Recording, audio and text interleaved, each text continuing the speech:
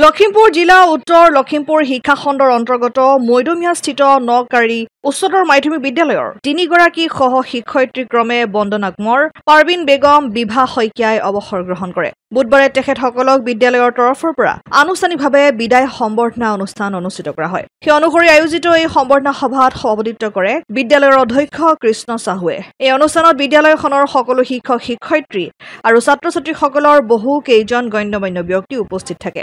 3 গৰাকী বিদায়ী প্ৰাৰ্থীক বিদ্যালয়ৰ তৰফৰ পৰা একোখনকৈ গামোচা, একোখনকৈ চেলেং, একোখনিকৈ শৰাই, একোখনকৈ মানপত্ৰৰে কিতাপৰ টোপোলা আৰু একোটাকৈ ফুলৰ পুলিৰে সম্বৰ্ধনা জনোৱাৰ লগতে বিভিন্ন গুণমুগ্ধই সম্বৰ্ধনা জ্ঞাপন কৰে। প্ৰথমে শ্ৰীমতী বিভা শইকীয়া বাইদেউ তেখেত অৱসৰ গ্ৰহণ কৰিলে।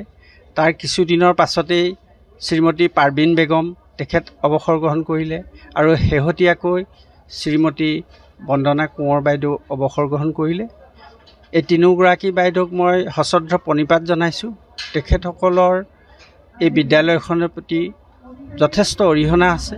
সেই অৰিহণাই আজি আমাক বিদ্যালয়খনত এক উজ্জ্বল দিশলৈ আগবঢ়াই নিছে আৰু মই এই বিদায় পৰত তেওঁলোকক পুনৰ শ্ৰদ্ধা নিবেদন কৰিছোঁ।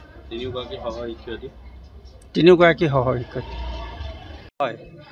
আমাৰ এই 3 গৰাকী বাইদেউ পৰ্যায়ক্ৰমে প্ৰায় 2 মাহ 3 মাহৰ অন্তৰে তেখেতসকল অৱসৰ গ্ৰহণ কৰিলে।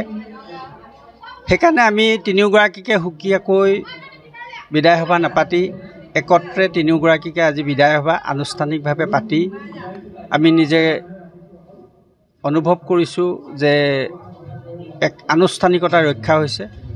কিন্তু বিদায় সভা বুলি কৈ আমি তেখেতসকলক আনুষ্ঠানিক বিদায়হে দিছোঁ।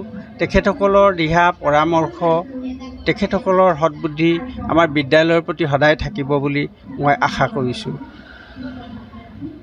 লখিমপুৰৰ পৰা ৰাহানুদ্দিন আহমেদৰ ৰিপৰ্ট, অসম আদিত্য।